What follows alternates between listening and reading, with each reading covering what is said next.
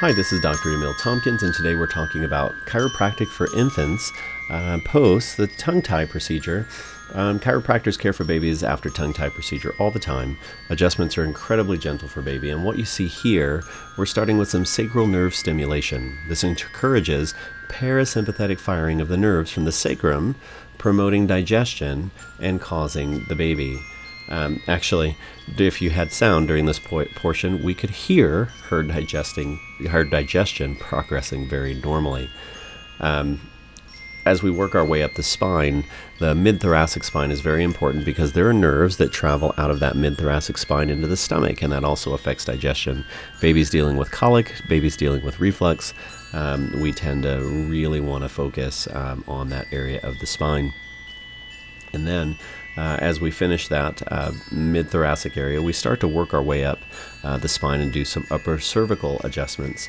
So as we start working on the neck, this is designed to correct any imbalances that are caused by the birth process. It's a very common issue that we see in children, or that we see in infants, is this upper cervical imbalance. One of those first two bones in the spine will shift out of position, sometimes very considerably, and so we provide an adjustment that's very, adjustments in babies are incredibly gentle.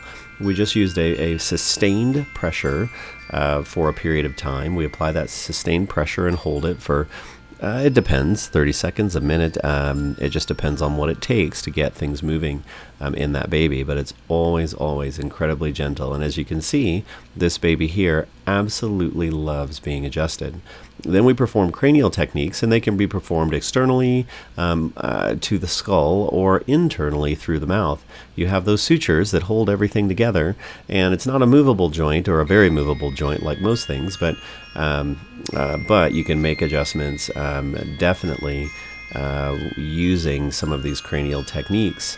Right now we're doing some exercises and stretches for the baby's lip and tongue that can create normal mobility, that can encourage that tongue tie not to reattach, and this will encourage better latching and optimal breastfeeding. Then we do some of the other cranial techniques on the hard palate, making sure that everything is balanced, that there's normal mobility and motion, and that everything is connected the way that it needs to be. We tend to, when we have upper cervical imbalances, have some imbalance in the skull head position, and we want to make sure that we get all that corrected.